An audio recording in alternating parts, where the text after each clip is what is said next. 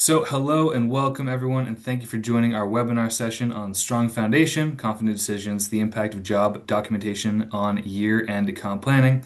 I'm Alex Bishop, Customer Marketing Associate here at Salary.com, and today we're tackling something every HR and comp team feels but doesn't always have time to address before it becomes a Q4 problem. Just a couple of admin items before we get started. We will share a copy of the slides as well as the recording via email within a couple of days after the session. If you'd like to have your question answered during the Q&A at the end, please feel free to drop them in the Q&A portion of Zoom, and we'll try to get to them all, but if we don't, we'll follow up with you over email. All right, so moving on, let me introduce our speaker for today. Ken is a senior solutions consultant here at Salary.com, where he partners with HR and comp practitioners to remove the barriers standing between them and getting pay right. He brings deep technical expertise from his early career implementing enterprise software solutions, and he joined Salary.com's customer success team all the way back in 2019. Since then, Ken has advised over 1,000 organizations across industries, helping them apply our data, services, and analytical tools to solve complex challenges unique to their business and labor markets. Ken, thank you very much for joining today. Yeah, of course. Thanks, Alex. Thanks, everybody. All right, so we'll jump right into the agenda real quick. So, what we're covering today, we'll start with a quick poll to test the temperature of the room. Then we'll spend a bulk of our time on what actually causes comp planning to break down and what to do about it before October comes. And today, Ken is going to share practical insights to help you navigate merit season with more confidence and less friction. All right, so with that, I think it's time to jump right into the poll. All right, so I'll launch the poll now. And the poll question is a job documentation review part of your annual process today? We have we have answer A, which is yes, we review job documentation every year as a standard step. B, sometimes only when a role changes or comes up for review. C, rarely, which is usually just during reorgs or market adjustments. And D, no, our descriptions sit untouched until there's a problem. So, Ken, with these answers, as the results still come in for the next few seconds or so, what do you see as the most likely answer in your experience? Yeah, I think most organizations are definitely aware of it when there are like large changes or significant changes to roles. We see this a lot of times as organizations grow. Hmm. They're adding new positions, adding new functions. So often those jobs get the most attention. We also see a lot of the more kind of quote unquote stable jobs, or there isn't a ton of change. Those descriptions getting a little bit more neglected. So we work with a full spectrum of organizations. If I had to guess, it's probably going to be a little bit more on the B and C. Answers in terms of distribution here. Yeah, and I think I'll end the poll right here. We have most people who have responded, so I'll end the poll and then I'll share the results right now. So with that, we have just as Ken had thought. So B came in first with 48%, sometimes only when a role changes or comes up for review. Second is 16% of the vote tally, and that's C, rarely, usually just during reorgs or market adjustments. Actually, Actually, it's D. D comes in second. That's 22% of the votes, which is no, our descriptions sit untouched until there's a problem. C, which is rarely, usually just reorgs or market adjustments, is third. And last is A at yes. We review job documentation every year as a standard step. And I'll share the results again right here just so everyone can see them. All right, Ken, any final thoughts on the poll and those answers that came through? No, that's great. Yeah, pretty good distribution. Folks are at different kind of steps in their process here. So great to see that 14% that's able to review. It's a huge undertaking if there's not sort of a process in place for it. And even then, it can be a big undertaking. So I think practically speaking, most organizations end up dealing with things as they change. What we'll be talking about today is a few components of laying an early foundation for your comp planning process. But a heavy emphasis, especially at this point in the year, on job documentation, job descriptions, and some ways to quickly flag things that could have an impact on comp. If there's lots, as we'll discuss, that could impact job descriptions that might not necessarily, be a burning need for addressing your comp cycle. So that's where we'll get started today. Um, Awesome. All Yeah, right, so let's start with that honest diagnosis, Ken. Please feel free to take it away. And just again, really quick note to our audience. Again, if you have any questions, please feel free to use the Zoom Q&A feature to ask, and then we'll do our best at the end to get to those. Appreciate it. perfect. Awesome. So we'll talk about where weak foundations surface in some of these pay decisions. And I know we in this webinar, we're talking a lot about kind of comp planning, where and we're drawing a pretty long line from kind of where we are today to potentially like the merit increase cycle or pay adjustments, however your organization does it. But this is kind of the time of year where folks are kind of thinking more about the process as opposed to working as much in the process. So again, in lots of these webinars, we'll talk about all the other aspects. We have a ton of content focused on benchmarking, focused on structure building, how to set pay ranges and grades. We've got a lot of good content out there, and we'll continue to kind of run webinars on all of those aspects. Today, we'll certainly touch on those pieces, but really focusing on the documentation side of things and just how that can be a foundational step in making sure that you don't have pay issues that surface later on the line. So and we see this kind of quick, rough timeline here of how this will work. But if we're starting off our process around this time of year or earlier, based off of job documentation, job descriptions that may or may not be the most up to date. That leads to, of course, benchmarking these jobs potentially incorrectly.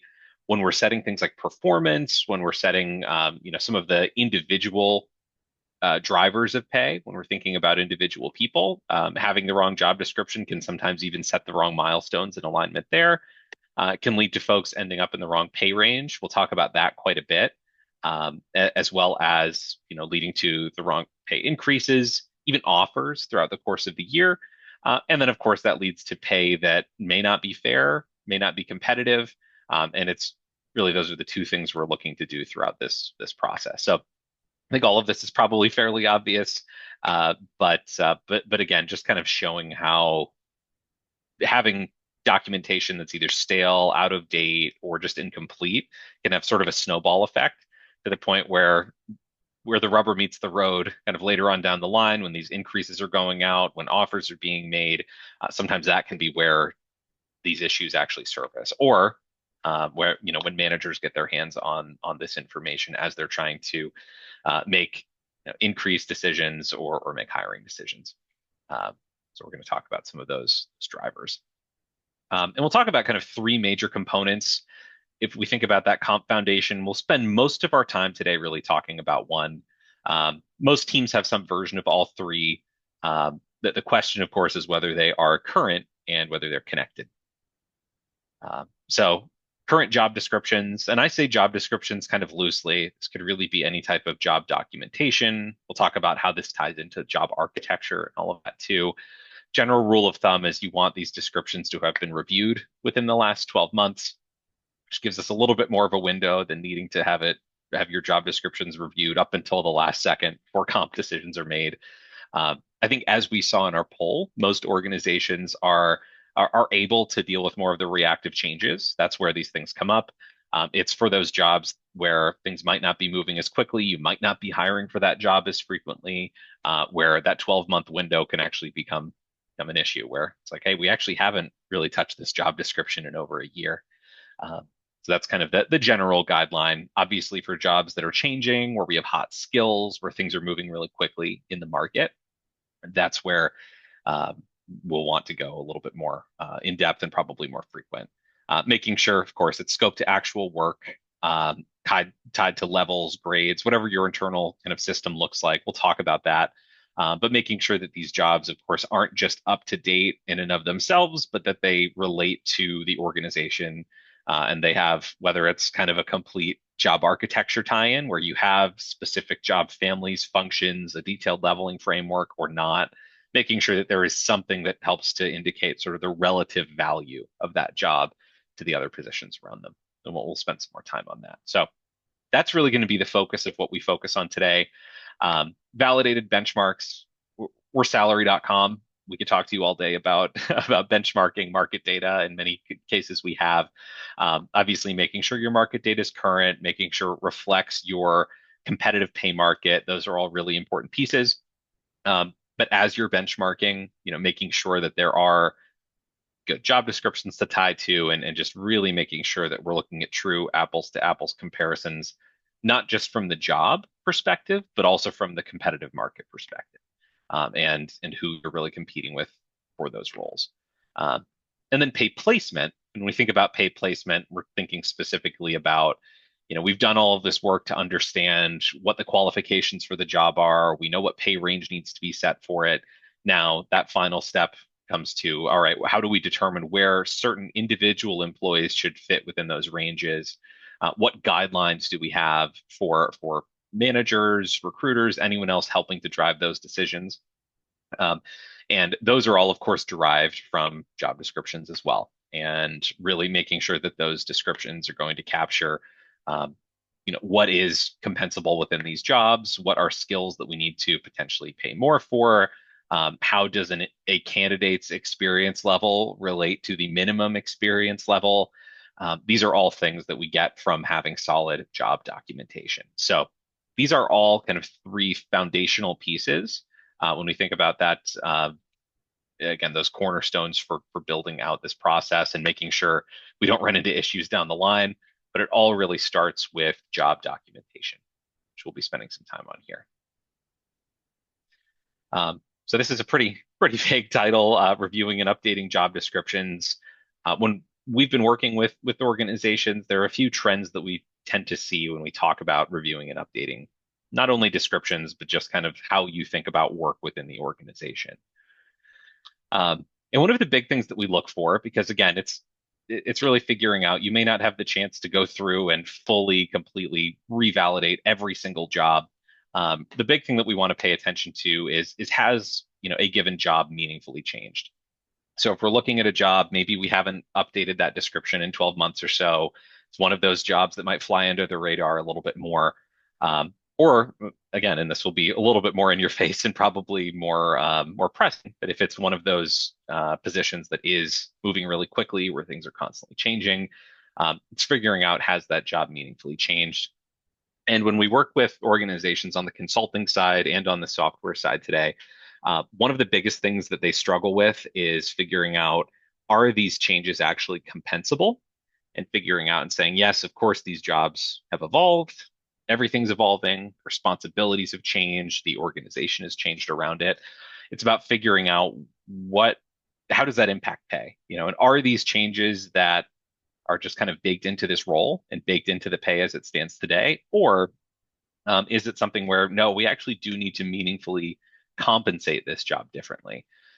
And a few things to pay attention to there are, for example, we know that our job description for this role has changed. Does it appear that the job description for other companies has changed as well? So if we have a specific position, a software engineer, to pick an example, if there have been changes based on just the how frequently AI is used and cited across these descriptions, is that something that's really kind of market wide, or is that something that's specific to us? And in both cases, those could mean compensable changes to that job. Situations where we say, hey, we actually do need to pay differently. The market data, if it's more of a market wide change, that's great in a lot of cases because that's a little bit easier to capture. There's usually going to be some level of market data to understand how the market's moving, how those jobs need to be compensated today based on those changes in the broader market. The trickier part sometimes is when there are changes to the job internally where you say, not only has this job kind of evolved, but it's evolved in a very specific way for us. And what are some things that we want to pay attention to? So some things that we might want to kind of look at, of course, are like the scope of that role, has the span of control, decision authority, management responsibilities, has that changed at all? That relates into almost like leveling, which we'll touch on a bit. Has this moved from a job that we might have considered to be more of an intermediate level role into more of a senior position? Are there some management responsibilities or supervisory responsibilities that might not have been taken into account before? And what gets, again, a little bit harder to define in some cases if we're thinking about like individual contributor jobs are, has the level of responsibility meaningfully changed? Again, has the level of supervision this job requires changed meaningfully, for example? those are all things to kind of pay attention to.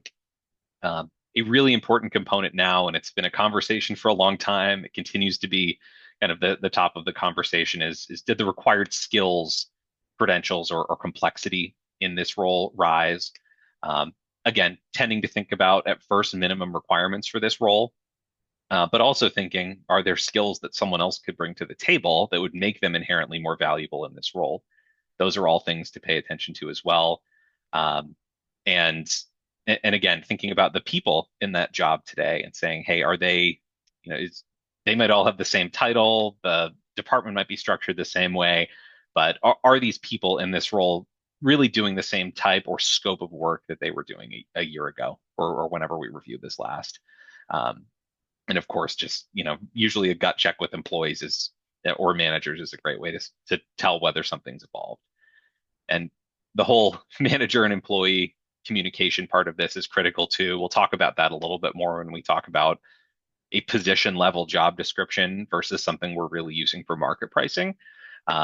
Because again, if folks aren't used to doing this type of work, looking at descriptions, that kind of feedback could really change significantly. But those are a few things to pay attention to when we're thinking about how jobs have shifted. Um, Again, obviously, does the market pay more for this role, or has our role changed to the point where we need to benchmark it differently? And flagging that early on, of course, is going to be critical. Something else that comes up quite a bit, and it's a huge topic with organizations that we're working with, is how jobs have either kind of split or how jobs have combined. So we might have one overarching job where you might have employees that have sort of drifted into different areas. And in some cases, and we'll talk about this on the next slide, maybe in some cases that means that we actually do need to distinguish between different roles. And needing to say, hey, these are actually going to be two separate jobs now, particularly from the perspective of pay. And that gets into the question of if these are separate jobs, are they jobs that we actually need to pay differently for? Or are they jobs where, hey, it's worth documenting the differences here, but from a pay perspective, we don't actually need to make any urgent changes. And the risk here when it comes to compensation is having a single benchmark. And we see this a lot with smaller organizations. You have a lot of people in the same title, but their scope of responsibility, for example, changes significantly. And you end up, if you use the same benchmark for all of them, kind of doing them a disservice. The most common place we see this come up is with leveling. So if organizations only have one or two levels of a role, they have an associate and a senior associate of some type of position here. That's where we see a lot of issues potentially arise when you're benchmarking to just one of those levels, or when in reality, these employees are kind of operating on 3 or 4 different tiers. So there are situations where you might need to split a job by level in order to accurately benchmark them. And then sometimes if there are areas where there's a certain type of like subject matter expertise that's required that changes across these jobs, figuring out, again, for us on the compensation side, the big line is it compensable? Does it mean that we need to actually pay these jobs differently? Kind of the joke that we make sometimes internally is if we're working with an organization is really focused on the specific titles, the joke is, well, but we're a flatbread pizza shop. How does that change, what our employees make? And there are, again, distinctions between roles that matter from a comp perspective and those that don't. So again, it's just figuring out, do we need to split these jobs, and is there a meaningful compensable difference between them? So those are a few things to consider there. On the other side, and as organizations grow, we see this a lot more frequently, where we start to come across more duplicate jobs. And those create a fair amount of risk overall as well from a comp perspective. What can happen is that you might have a couple of jobs, maybe they're created across different departments, different teams, or just at different times, where you find that there are multiple jobs that have the same overall responsibilities, or at least they're similar. They might be phrased a slightly different way. They might report to somebody else, but functionally, those are really the same type of job. And this comes up for us all the time. I was working with a 500 person organization. I think they were around 500 employees, and they were telling me they had 400 job descriptions. And in those cases, again, unless you're in a very specific type of industry, or you're a small player in a big space, In a lot of cases, that's sort of a red flag that you probably have some of these duplicate positions. And that's not to say that each one of those jobs isn't inherently unique and there aren't things that are worth documenting that are different about those individual positions. But if we think from a comp perspective, from an organizational perspective, there might functionally really only be 200 or 200 true different profiles here.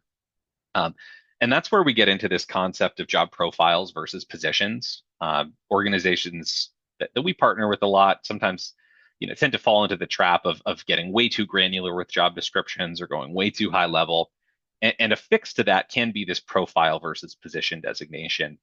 And on the compensation side, most of the time we're going to be dealing with what we would consider to be job profiles. And so these are overarching jobs that define a role. There could be one profile with multiple positions underneath it. We see this come up with engineers. We see this come up with RNs. We see this come up with all kinds of roles where we might say like, hey, there's a registered nurse job profile. And for most varieties of RN, even though there are some distinctions, we treat them from a comp perspective more or less the same, whether they are ICU, whether they are emergency, whether they're critical care, any of those different breakouts. Those are things where it is very important to capture the differences between those roles for a number of reasons. From a comp perspective, from an organizational perspective, though, we might slot them into the same job profile. Obviously, keeping in mind where there are situations where there is a true compensable difference between those jobs. But that distinction can help quite a bit. And that's one of the fastest ways that we can get an organization with 400 job descriptions down to 200 for the purposes of building structures, market pricing, and making pay decisions. So these job profiles, again, are sort of that high level view. Typically, we see these tied into kind of a job architecture, which we'll discuss on the next slide. Doesn't have to be that way, though. You don't have to go through a full job architecture project to start to make these distinctions. A lot of organizations can really generally kind of group these types of roles together in a way that's logical. And oftentimes managers and folks within those teams will have a good sense for how this works and say, hey, it's really the same type of job. We just have some different varieties of it that need to be documented. Um, and those position level descriptions, again, are going to be much more specific to that role. Sometimes it's specific to the individual person, although the best practice is to try to prevent that if you have more than one person in similar roles here. And it's going to share some inherent components of that job profile. If you have a leveling framework, typically these positions will be leveled in a similar way. If you have, again, more of an architecture, it's going to fall within the same functional designation. But it's a great way to add specificity and account for those differences without having to re-benchmark that job. And the big risk here with having redundant positions and having a lot of different varieties is that they could be written differently, so they get benchmarked differently, they get slotted into different pay areas, and then all of a sudden, not only do you have the potential for pay competitiveness issues, but you also have pay equity potential issues there, where you say, hey, these folks are doing functionally the same job for all intents and purposes, but they're not being paid the same because of something that happened downstream when the job descriptions were being set up. So again, exactly the type of thing we're looking out for here. And keeping an eye on the time, don't want to keep us too much longer here, but this is just an example of that profile versus position designation where we might have a data analyst job profile. And for market pricing, benchmarking, compensation planning, we really consider this to be the same type of job. But then we have different varieties of this job, maybe based on things like department. Maybe we have data analysts in marketing, finance, operations. This is just an example of how that could potentially look. Not always clean. You may decide, hey, for operations, it's really high demand. We actually do need to price that differently. We need to break it out. That's great, but this format can still really help. And that job architecture, again, if you do have one set up, even a leveling framework can help quite a bit if we're able to break these out into different groupings. So again, job architecture is a big project in and of itself. Lots of our customers have gone through this or are working on them now. But again, creating that framework for your job architecture, having distinct job functions defined, having levels defined consistently can make it a lot easier to go through and decide, hey, these 5 positions might actually fall into the same function and level. Makes it a lot easier for us to identify the difference between a job profile, that overarching kind of parent job, and those positions. And again, this helps keep things defensible, helps keep things equitable, and make sure you're not doing a lot of redundant benchmarking here. Um, so those are some of the kind of overall areas, that we wanted to touch on here. Alex, I can hand it to you to help us wrap up. I think we wanted to open up time for some Q&A as well, but hopefully that was helpful when it comes to like job management as kind of a precursor to the planning and benchmarking process. Awesome. Yeah, thank you very much for that, Ken. Yeah, so these three things right here to take away from all of this. And Ken, anything final to add before we wrap up in the next several minutes and go to Q&A? There's so much more we could talk about here, and so many more kind of foundational components of and issues that could, things that can be addressed now that could potentially cause issues later. But I think, if we're talking about really the prime starting point, those are the areas we touch on. Awesome. And again, to our audience over the next minute or so, please feel free to submit any questions you might have in the Q&A, and we'll do our best to get to them again. Awesome. All right. Yeah. So wrapping up right here really quick. We do have a software solution to support this work at scale, and that is Job Architect Max. And this brings job content, market data, and skills into one place, so you're not piecing things together across different tools. As you create or update roles, you can see relevant pay ranges, hiring activity, and market context alongside the job content itself, which makes it easier to stay consistent and make informed decisions. It's a more structured way to manage job architecture without adding extra complexity to the process. And on top of that, we also have a team of seasoned and expert consultants who partner closely with in-house compensation teams to navigate complex challenges and build effective, compliant strategies. Whether it's building job architecture, refining your compensation philosophy, or rolling out pay ranges, our consultants can help you create alignment across your organization and maintain trust with your employees. So if you'd like to book some time, schedule some time to learn more, or have 30-minute free consultation, please feel free to click either one of the links that I had put in the chat a few minutes ago. So again, to wrap up, if you're interested in exploring how Salary.com can support your job description or job architect strategies, again, please feel free to scan the QR codes or click the links in the chat. And for our SHRM or HRCI codes, we will provide a follow-up email in the coming business days, should be in the next several business days, with your code for that. And for World of Work, no code needed. You can go to Research Status and Application button to add 1 credit for World of Work. And with that, it is time for the Q&A. Awesome.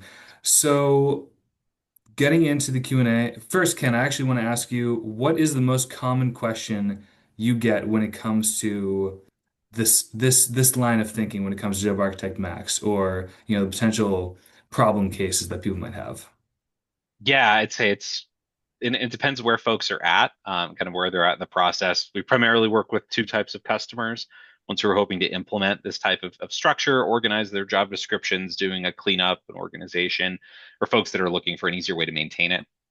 And I think overall, the big thing that I'm continuing to hear about is where do we start, either from building a job architecture or at least getting some of that foundational structure, like a leveling framework in. Or again, for our customers who've already gone through this, how do we then take that architecture and make sure that it's easily reflected across our benchmarking, compensation planning, and employee and manager communications? Um, so that's a super long answer, but I do actually see some really good questions around all of that, I think, within the Q&A area here too. So happy to get into Yeah, some of yeah, those. absolutely. All right, let's jump right into it then. All right, so how do we help navigate managers see the difference between job profiles versus position descriptions? Yeah, that's always the tricky part. And I feel like when we deal with, not to lay it all on the managers, but when we deal with organizations where they say, hey, we've got, again, 500 employees and 400 job descriptions, a lot of times it comes down to maybe managers who aren't thinking in terms of job profiles because it's not their job to. They're in the weeds.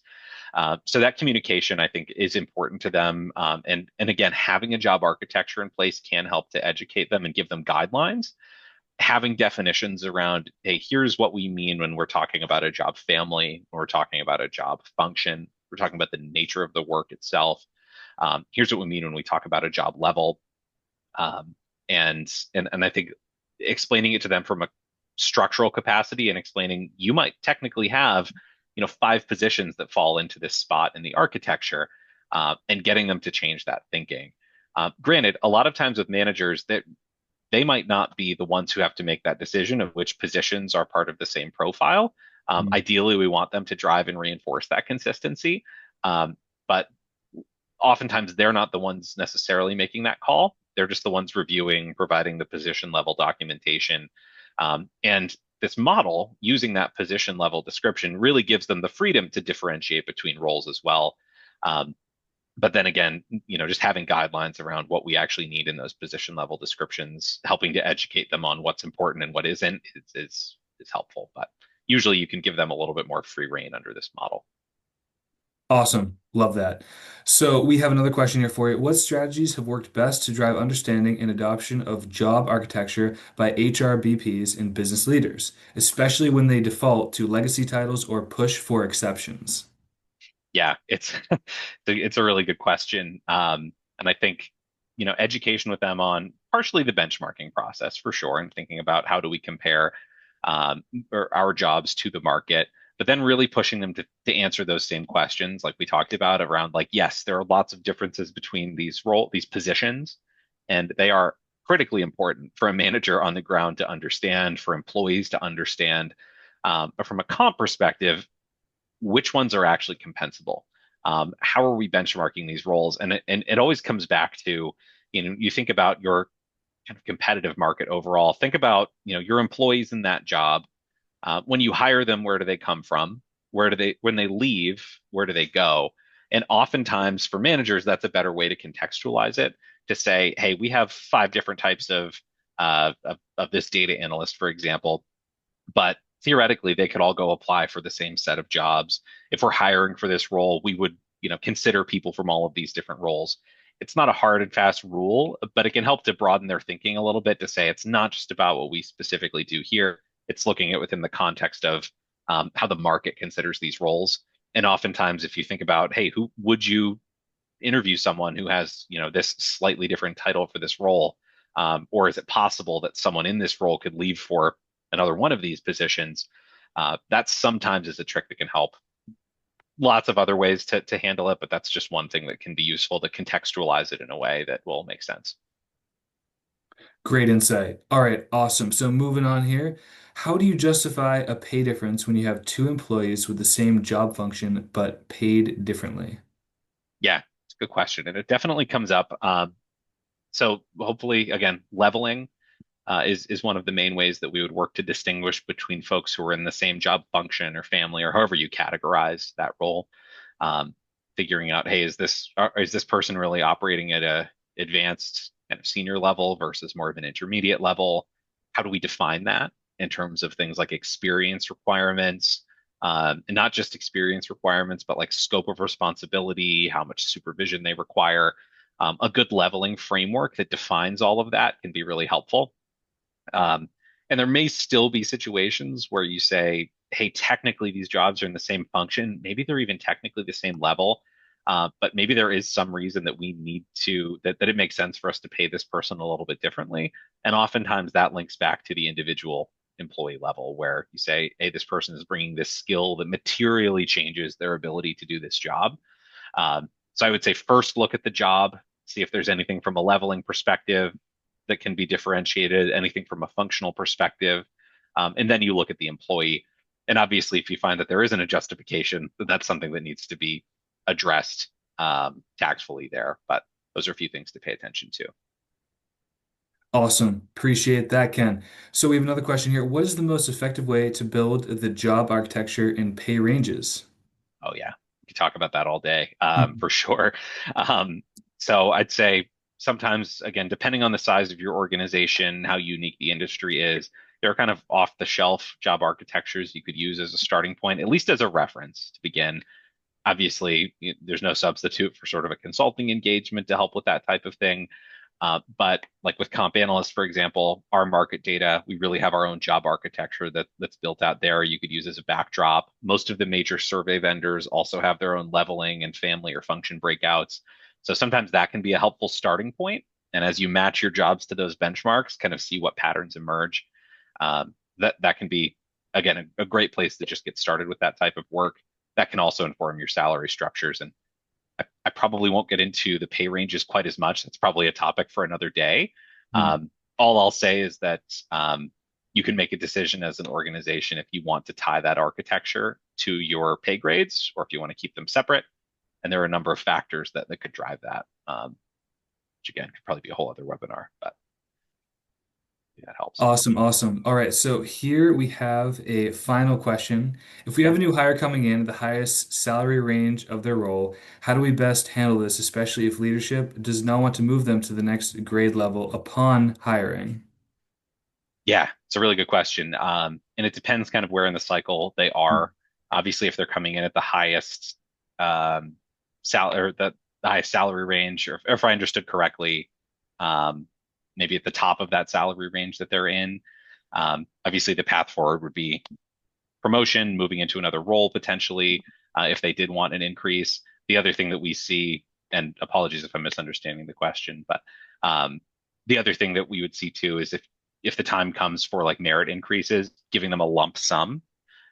So saying, hey, we're giving you this flat amount. You're at the top of your pay range, so we're not able to increase your pay, but we can basically give you what that increase would be in a flat amount if that's something that's important for retention.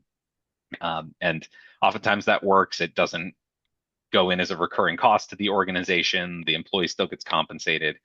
So that's kind of the best practice way to handle that. But that's if they're at the top of the salary range for that position. Awesome. All right, Ken. Well, thank you again for your time, and thank you again to everyone who joined, as I believe that is all the time we have for today. So, thanks again, Ken, and to again all of you for your time, and we look forward to having you all in future webinars. So, have a great day, everyone. We'll see you later. So thanks a lot.